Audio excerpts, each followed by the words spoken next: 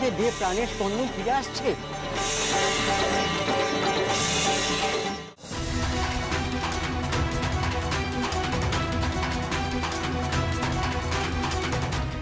আমার অচেতন মনও জানে মলুয়া ছাড়া এই সাংঘাতিক কাজ আর কেউ করতে পারে না। কিন্তু আমি করেছি যুবরাজ, চলন্ত অহংকার হাতে নিয়ে। তাহলে হাতটা আমাকে দেখাতে এত ভয় পাচ্ছ কেন রাজকুমারী পরিমালা?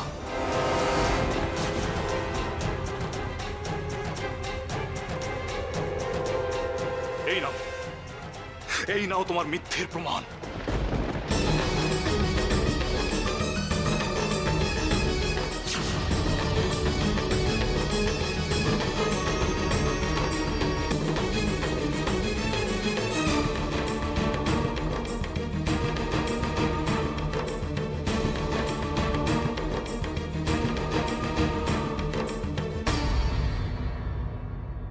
যে আমার জন্য এত কষ্ট করলো সেই মলুয়া কোথায়?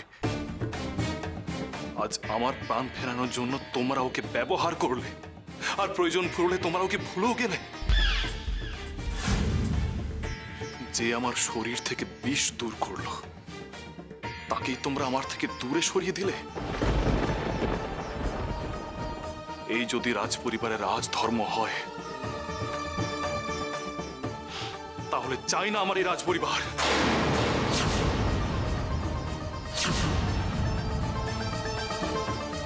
আমি মলুয়াকে নিয়ে এখান থেকে অনেক দূরে চলে যাব। এই রাজপরিবার, এই রাজবংশ, তোমরা তোমাদের থেকে অনেক দূরে চলে যাব। সূর্য, সূর্য এসব কি বলছিস কি তুই? না সূর্য, সূর্য আমাদের কলজে তাহলে একেবারে শূন্য হয়ে যাবে। কিন্তু মলুয়া ছাড়া আমার জীবনটাই যে শূন্য বড় মা। আমি আসছি মলুয়া, তোমাকে দেওয়া কথা আমি রাখবো। তোমাকে তোমার যোগ্য সম্মান আমি ফিরিয়ে দেব মলুয়া। সূর্য,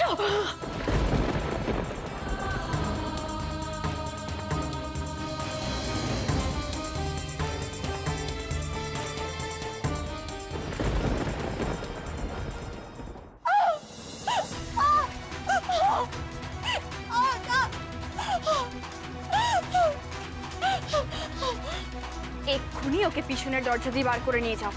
ওকে এখানে আর এক মুহূর্ত রাখা যাবে না।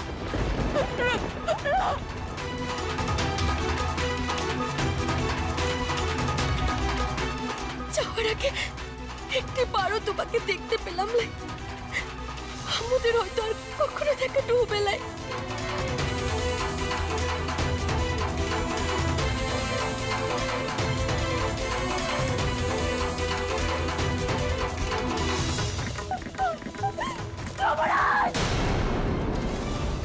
মলুয়া,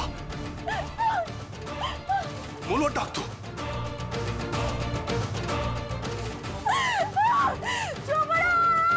ওই দিক থেকে ডাকটা এলো, ওই দরজা দিয়ে। তার মানে ওরা ওকে ওই দরজা দিয়ে নিয়ে গেছে। কিন্তু ওভাবে চিৎকার করলো কেন? ও নিশ্চয়ই কোনো বিপদে আছে। মলুয়া, আমাকে এক্ষুনি দরজা দিয়ে যেতে হবে। আমি আসছি মলুয়া।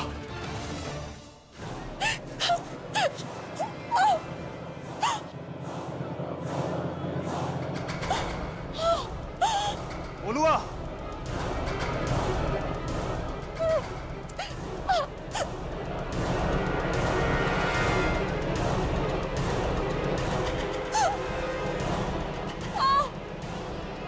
মলুয়া,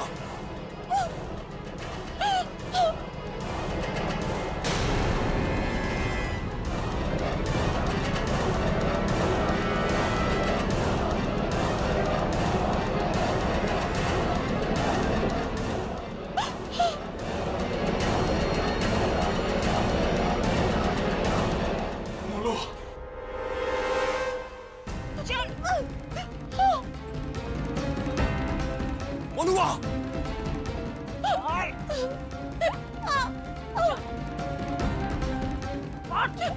আজকে ঢাকা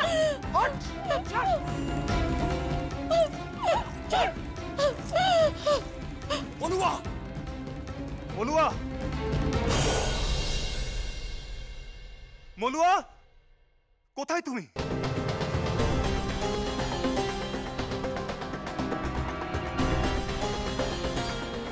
মলুয়া!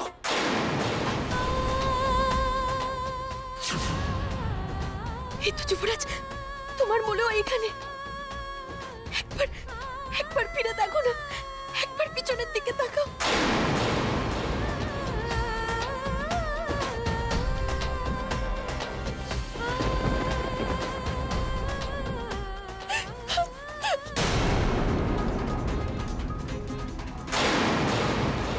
মলুয়া!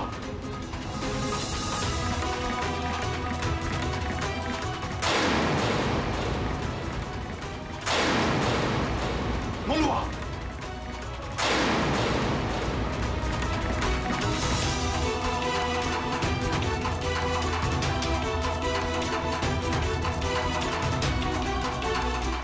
না, এখানে তো কেউ নেই। তাহলে মলুয়া কোথায়?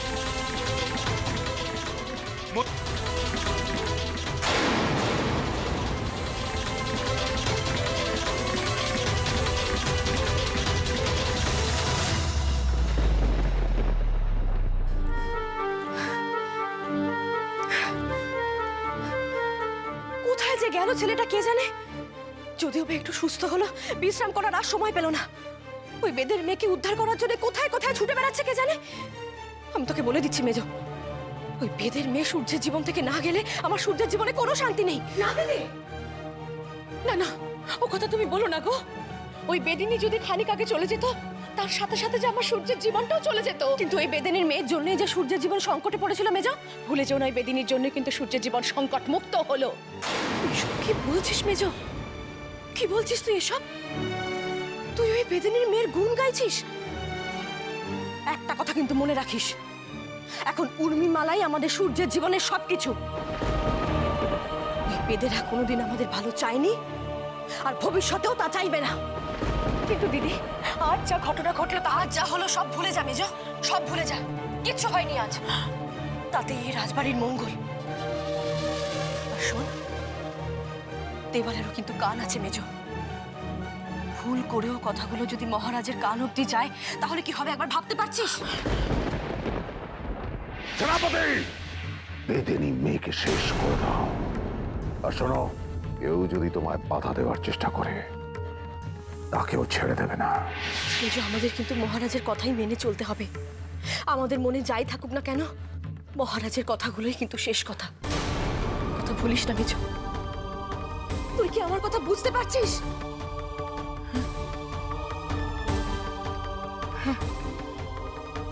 বুঝতে পারছি দিদি, বুঝতে পারছি। তুমি একদম ঠিক কথা বলেছ, একদম ঠিক। জল যে দেখছি এদিকেই গড়াচ্ছে।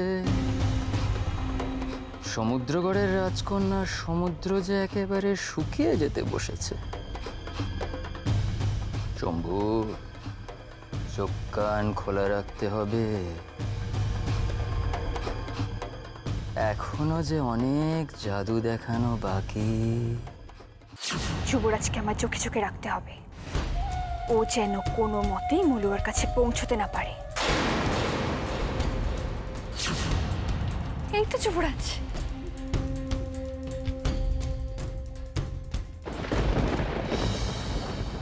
কোথায় যাচ্ছ তুমি? আমায় ছেড়ে তুমি কোথায় যাবে? মলুয়ার কাছে। মলুয়া! মলুয়া! ভুলেও ভেবো না আমি তোমায় ভালোবেসে সব পাগলামি করছি। তোমাদের কাউকে আমি ছাড়বো না। তুমি তোমার পরিবারের লোকেরা আমায় অনেক অপমান করেছো, আর তাও আবার ওই বেদিনী মেয়ের জন্য। তোমাদের সবার হিসেব আমি নেব। কে মলুয়া? তাকিয়ে দেখো আমার দিকে। আমি তোমার স্ত্রী উর্মিমালা। না, একদমই না। আমার স্ত্রী শুধু মলুয়া, আর কেউ নয়। আর কতবার তুমি আমাকে এভাবে দূরে সরিয়ে দেবে, তাও একটা বেদের মেয়ের জন্য? তোমার বিশ্বাসের কোন মর্যাদা দিয়েছি ও? তোমাকে এই অবস্থায় মৃত্যুর মুখে ফেলে দিয়ে ভিতুর মতো ওর লোকজনের সঙ্গে পালিয়ে গেছে। একটা মিথ্যে 100 বার বললে সেটা সত্যি হয়ে যায় না। তুমি আমাকে অবিশ্বাস করছো? হ্যাঁ, কেন? মলুয়াকে বিশ্বাস করি তাই। আর ও এমন কাজ কখনো করতে পারে না। যাকে এত বিশ্বাস করার কথা বলছো সে আসলে এক বেদেনী। ভুলে যেও না সে আমাদের জাত শত্রু। তার নাম উচ্চারণে আমাদের দেহ অপবিত্র হয়। রাজকুমারী উর্মিমালা ভালোবাসা পবিত্র, আর আমি মলুয়াকে ভালোবাসি। জাতপাত তো মানুষের তৈরি, আর ভালোবাসা সৃষ্টি করেছেন স্বয়ং ঈশ্বর। এইসব জাতপাতের দোহাই দিয়ে কখনো ভালোবাসাকে ছোট বা বড় করা যায় না।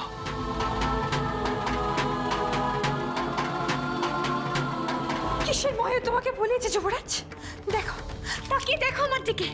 আমি ওর চেয়ে অনেক সুন্দরী। আমি রাজকুমারী উর্মিমালা।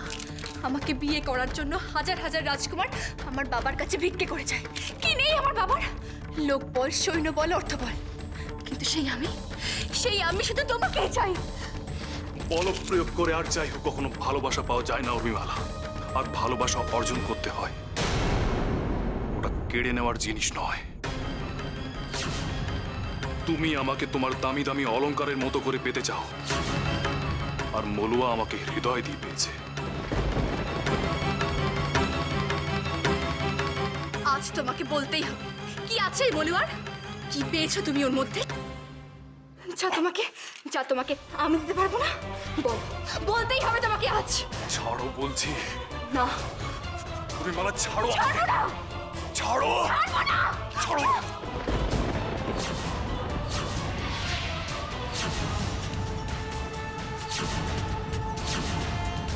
এত রক্তের দাগ কেন? এ তো কারো পায়ের ছাপ মনে হচ্ছে। মলুয়া নয় তো? মলুয়া এখানে কি করে আসবে? ও তো পালিয়েছে। তুমি কেন বুঝতে পারছো না? আমাকে মলুয়ার কাছে যেতে হবে, যেতেই হবে। না, তুমি কোথাও যাবে না। উর্মিমালা, দাঁড়াও যুবরাজ। তাড়াতাড়ি চল। মলুয়া, তাড়াতাড়ি চল। মলুয়া, মলুয়া, মলুয়া, মলুয়া, এই তো আমি এসে গেছি। মলুয়া, আর কোনো ভয় নেই। মলুয়া,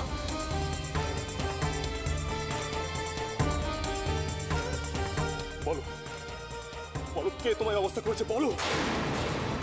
না মলুয়া, ভুলেও আমার নাম নেওয়ার চেষ্টা করো না। এর ফল কিন্তু ভালো হবে না। মলুয়া,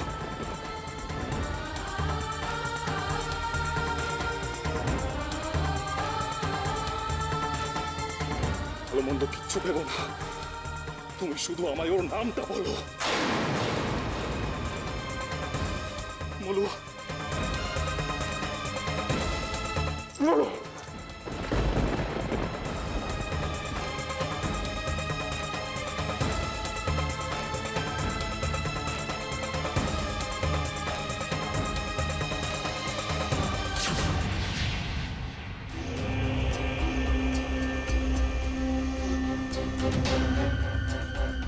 সূর্য আবার বেঁচে গেল।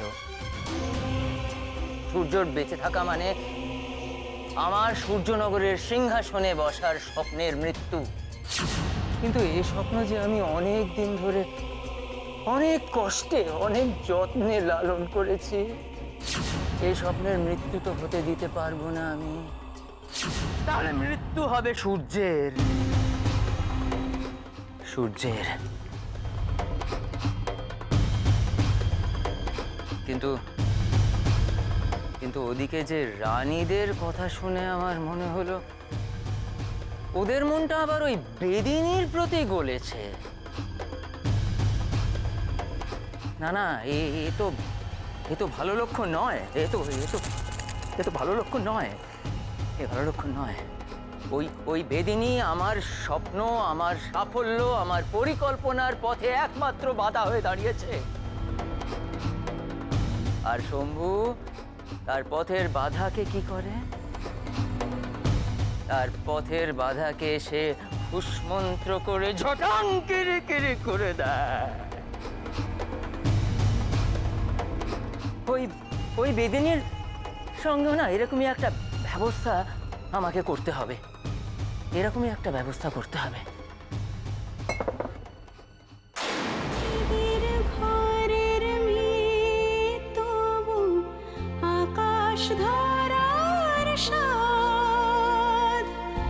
মলুয়া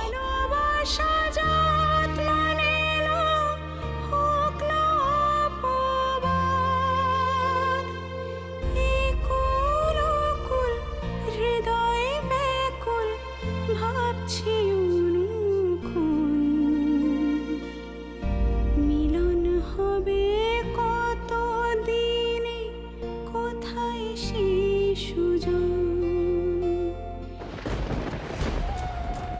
এই দিনও দেখতে হলো সূর্যবংশ যুবরাজের কোলে এক বেদের মেয়ে। এই দাসীর ব্যবস্থা তো আমি পরে করব, তার আগে আমাকে ওই মলুয়ার ব্যবস্থা করতে হবে।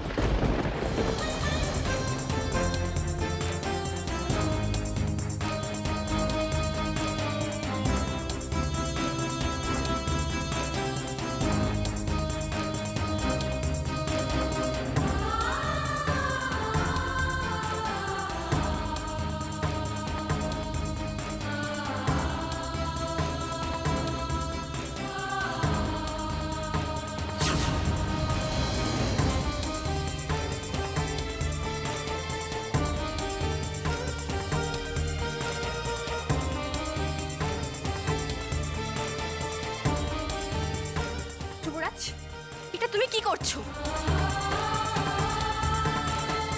তোমার শয্যার উপর যেখানে আমার স্থান, সেখানে তুমি এই বেদেনিকে রাখলে। এই স্থান তো আমি তোমায় দিইনি। লোক হাসিও না যুবরাজ, যথেষ্ট হয়েছে। তোমার ওপর শুধুমাত্র আমার অধিকার। কোথায় যাচ্ছ? রাজবৈদ্যকে খবর দিতে। মলুয়া খুবই অসুস্থ।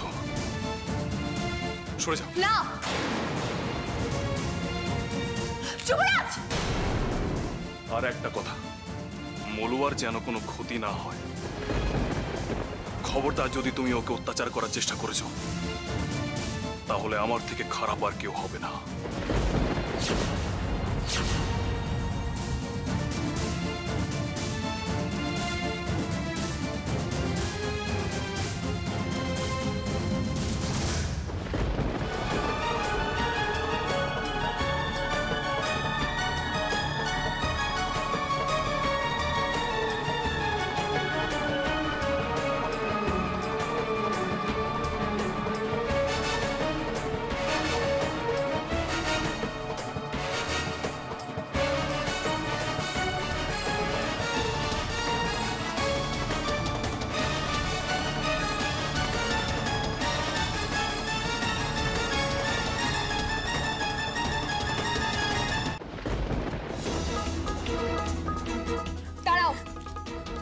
তাহলে তোমার কথা রাখলে না।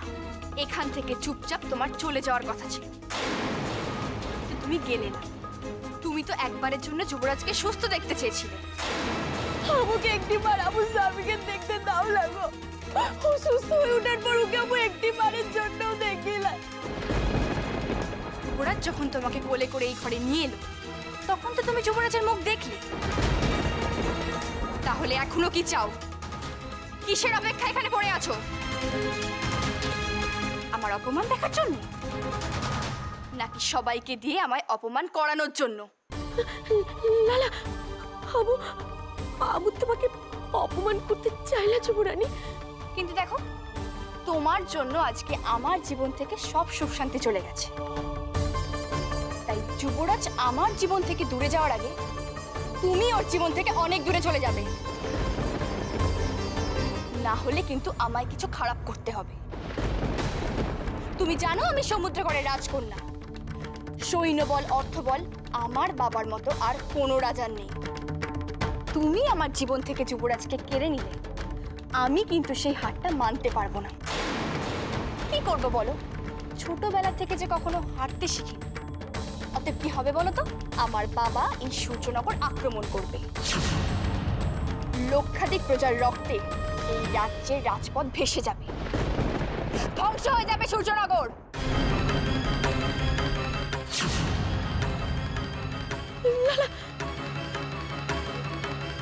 না না, এসব কিছু নাও হতে পারে যদি তুমি চাও।